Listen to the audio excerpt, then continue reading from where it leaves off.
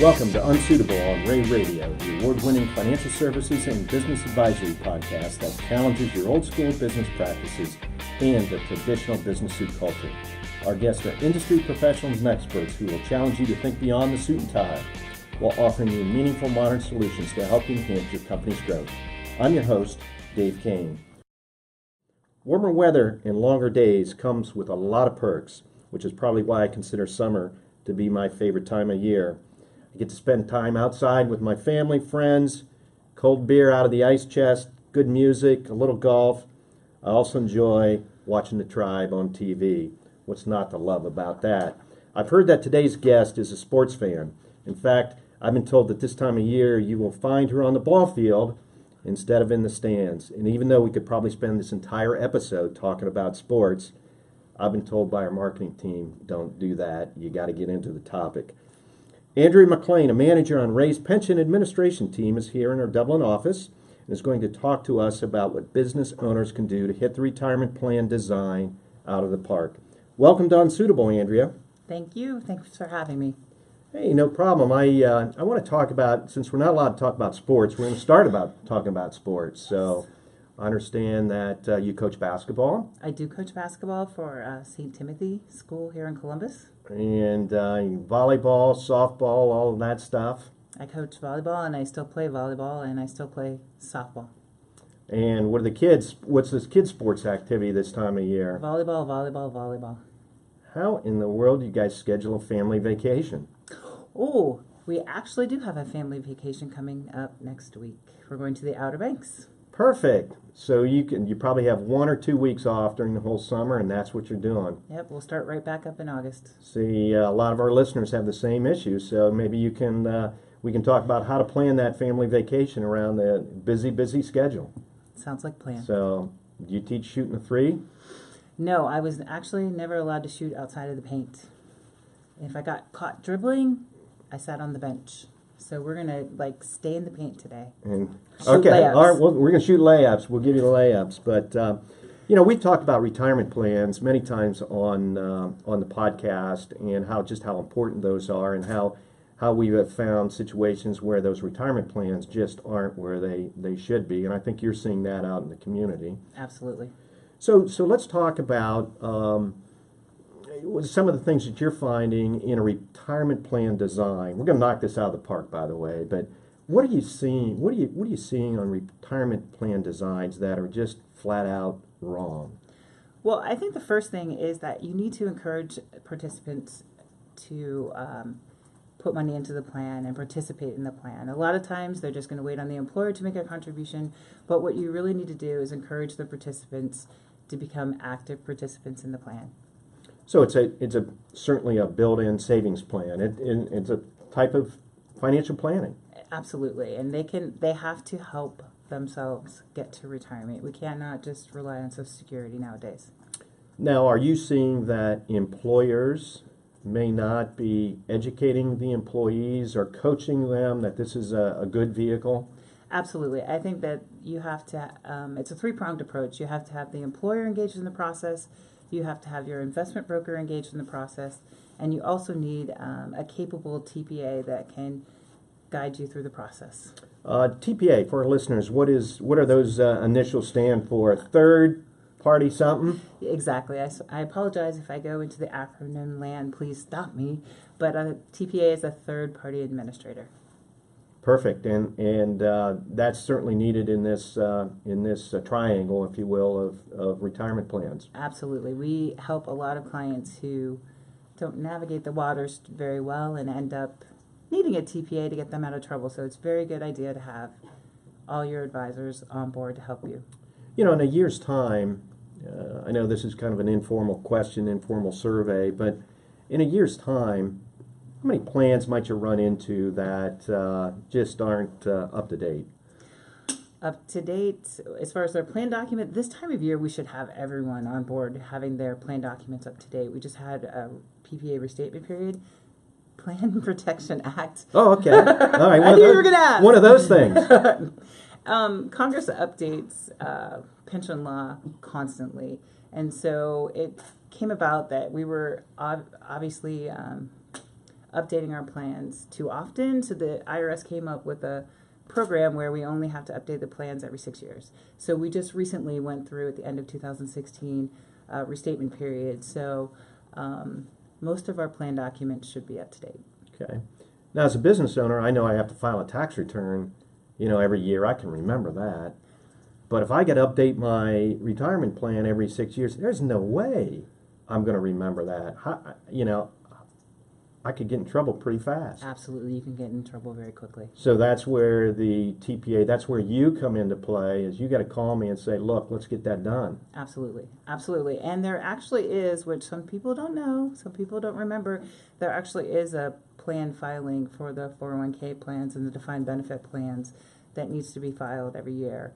And we have a different due date. The due date is July 31st. And it can be extended until October 15th. So you need to make sure that return is getting filed. That return is an informational only return, but it's very expensive if you don't file it every year. Come on, it's information. If I'm late, they're not going to find me, are they? Absolutely, they will. Is that the Department of Labor or the IRS? That is the Department of Labor. Ooh, they're kind of tough on that. Yes, they are. And I guess rightfully so, because it's to protect the workforce. That's your money, that's my money that's in the plan, so that should be protected. Why is this so complicated? I mean, it seems like they continue to make the retirement rules more and more complicated. It's all to protect the participants because they don't want the owners taking advantage of their participants. I'm not sure how much you know about the retirement plan thing, but one of the big things that the Department of Labor is interested in now are fees. Because as participants are taking their hard-earned money and putting it into the plan, Congress is very interested in making sure that the participants are protected and that they know what fees are coming out of that account to eat up their profits and to eat up their account balances. Okay. I've talked before about mistakes that are happening in the plan. How can I avoid making those mistakes? I think the major thing that you need to be aware of is that you need to make sure that you're following the terms of your plan documents. A lot of times we'll come in a lot of times on takeover plans, and we'll see that the person who's administering the plan thinks their eligibility is 1 year of service, and you come in quarterly. And then when we come in and look at the plan document, what the plan document actually says is it's 1 year of service, and you come in on January 1 and July 1. And so I think it's very important for you to review the terms of your plan document to make sure that you're actually following what's in the plan and not what you always have done or what the person before you had done. So that plan just needs reviewed every year by someone like yourself to make sure that I'm following those rules. Absolutely. And also you have a reputation with your clients and around the firm as being very creative when it comes time to plan design. And I guess that means you can find a way for myself as a business owner to put more money into a plan, defer more money. Absolutely. When we go out and meet with a new client or meet with a takeover client, we want to find out what their goals are. Some of the plan owners want to make sure that they're getting the most in the plan, and they want to give the least amount to the participants, and we can get really creative in that plan design. And then there are other owners who want, they want to be benevolent. They want to make sure that they're taking care of their staff, so when they retire, they've got a nice pot of money and they're excited about their retirement. So we can meet with clients and talk to them about their goals and fit the plan design in with that. You and I both had conversations with our clients and prospects, and they talk about how can I lower my tax bill, or is there a tax shelter that I can invest in? And certainly a retirement plan I think fits that bill, where you can get tax deferred and compounding of interest. It doesn't get much better than that. Absolutely. Absolutely. In the 401k plans, the plan participants can get a tax deduction by putting pre-tax money into the plan. And then, of course, any employer dollars that the employer puts into the plan are a tax deduction. We talked about creativity and out of compliance, and I want to go back to the out of compliance issue. Let's say we're working together, you're looking at my plan design and plan documents, and you find that I am out of compliance. What's the next step? Do I need to go hire an attorney? Do I need to go straight to the neighborhood bar? What do I need to do? Maybe both. Absolutely both, I would advise. The best thing for you to do is have us review the plan. We come into that situation all the time, especially with takeover plans. We're going to look at the plan document. We're going to see what rules have been followed and not been followed. And here's another acronym for you. We can take them through what's called VCP with the Department of Labor, and that's the Voluntary Compliance Program. And if it's an egregious error, we would have to go through the VCP process. And also, depending on the time that has elapsed since the mistake, sometimes we can do self-correction.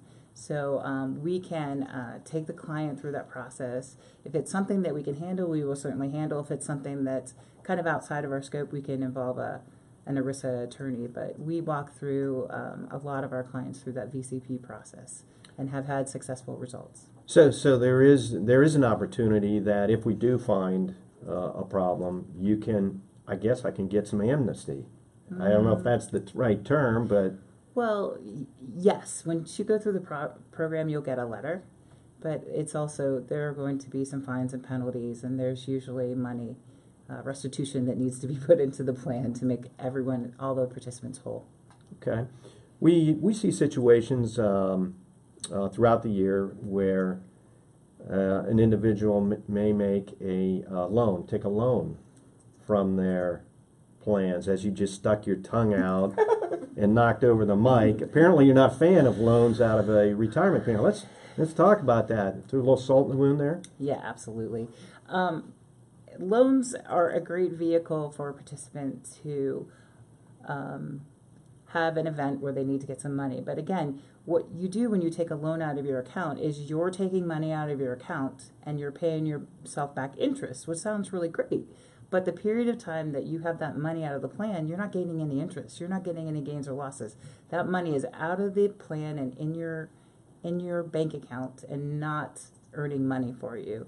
So one of the things I want to make for sure everyone realizes is that participant loans are available in your plan, but the owner doesn't have to select that provision. I get a lot of phone calls where somebody's like, oh, my husband took a loan from his 401k plan. I want to take a loan. It must be available. But that's an owner's choice of whether or not to allow plan loans in their plan document. And one of the other things that happens that drives me nuts. All right, now we're there. Now we got you going. Is, it's kind of like what we like to call the cubicle effect. Somebody actually wants to take a loan, so the owner doesn't want to allow loans, but they say, okay, I'm going to allow you to do it, and they put that provision in their plan. And then that person talks to the person next to him, and they tell two people, and what ends up happening, not one loan comes out of the plan, but 6 loans come out of the plan. And it's just another withholding, it's another opportunity to make a mistake and not pay those loans back. Okay, my mind's racing a little bit. What kind of interest rate do I have to pay myself back? Well, that's can another... Can I do 10%? No. Oh, come on. It's usually written... I thought you were creative. Well, that's... 8%. I'll take 8. No, you can't have 8. It's written in the plan document. It's usually based upon the prime rate. And we usually see prime plus 1% or prime plus 2. And I have had a few people, not doctors or lawyers, who've said they want to pay themselves back 15%, and that would not be within the rules. So are those plan rules or DOL? Is that a Department of Labor? Actually, that may be IRS, but maybe yes. IRS, okay. But it's written in your plan document, and we usually suggest prime plus 1% or prime plus 2%. What would be a good reason to borrow money from the plans? Obviously maybe hardship, medical, I don't know, college, home, buying a home, want to buy a boat.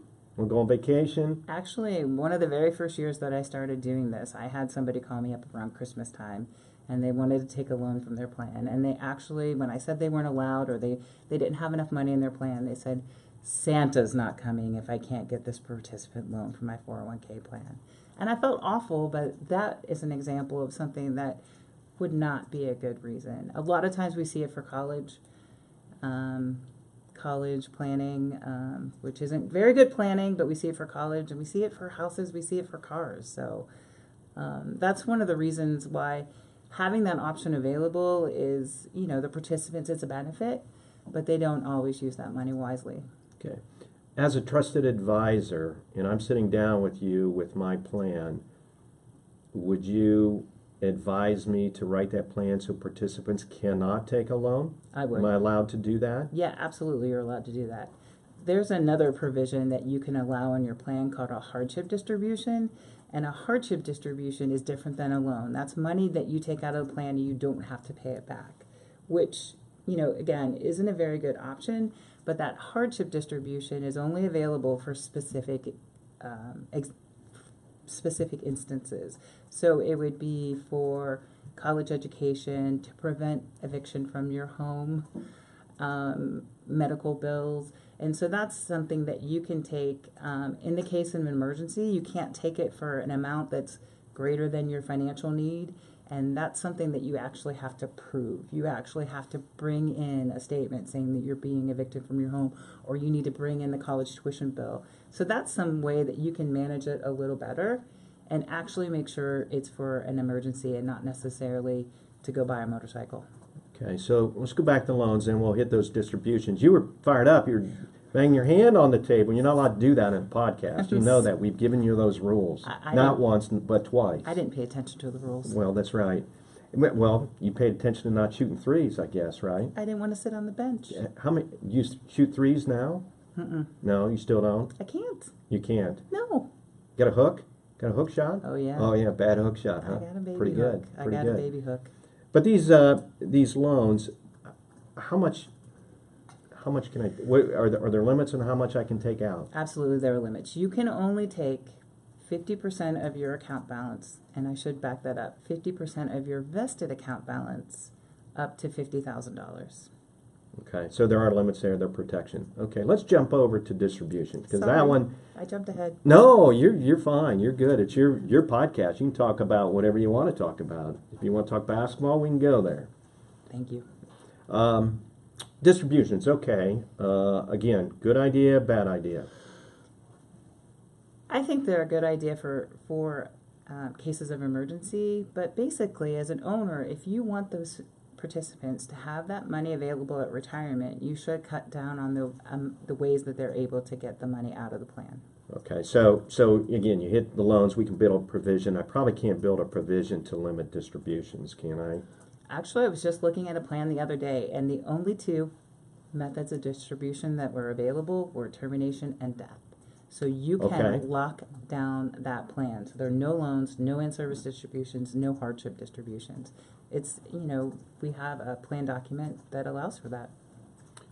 So let's talk about a few of the hardships that you mentioned. Medical would be one. College, yes. first time home buying, maybe. No, that's actually in an IRA. Okay. It's to prevent eviction. Eviction. Yes, and you can buy it for the purchase of your primary residence. You can't take a hardship distribution to go buy a condo in Belize. No way. No way. What if my business is upside down and I need to take a distribution to put that into the business for needed capital? You could take a participant loan up to $50,000, but anything over that you would need for your business, you would have to find from another source or take an in-service distribution. And certainly I think there's a bit of a misunderstanding that I run across, you probably do the same, is when you take that money out in form of distribution, you got to pay tax on it. And maybe a penalty, right? Absolutely. If you're under the age of 59 and a half, you have to pay a 10% early withdrawal penalty. 10% of, okay. So, which can be pretty significant if you're in a high bracket. Because you'd have your regular tax, you'd have your state tax, and would you have local tax on? Probably not local tax, because that's tax at the source, but you would have that plus the penalty, so very, very expensive source of money. Absolutely, and then if we would automatically withhold 20%, so that 20% would be withheld and sent to the IRS, so you would have to pay the difference. So if I take $50K out as distribution, can I put it back in 6 months without paying the penalty and the tax? Why are you looking at me like that? Because I'm being creative and I help people get money into the plan. I'm not shady and getting money out and back into the plan.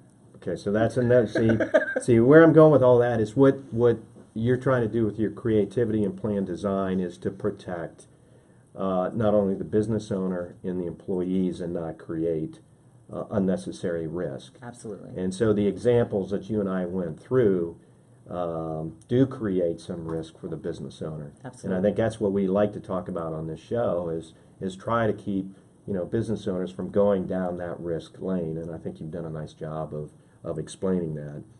So our guest today has been Andrea McLane from Rea's Pension Administration Team, and she's celebrating that her podcast is just about over, but we have more questions for her, so hang in there. But thanks again for joining us on Unsuitable today. You're welcome. Great insight on what to do and what not to do. I think you covered that very well about how to encourage employees to save and avoid the mistakes, and we talked about many of them, and also help participants avoid the pitfalls of loans and distribution. So well done. It's really amazing to learn just how effective a well-designed retirement plan can be, and I really appreciate that you took the time to discuss the importance of education, particularly with regard to borrowing and distributions. We set you up a little bit, but you did well. Listeners, be sure to check out our website at reacpa.com podcast for several great resources that can help you learn more about the benefits of plan design. And if you like this episode, let us know. You can share it, review it, or even just give us a thumbs up. We'll take what we can get. And be sure to let us know if you would like to dive deeper into this topic on a future episode of Unsuitable. Until next time, I'm Dave Kane, encouraging you to loosen up your tie and think outside the box. Very nice. Oh my What do you God. want? Now you're coming back. Awesome. You're coming back. That was like a You've already one-time been deal.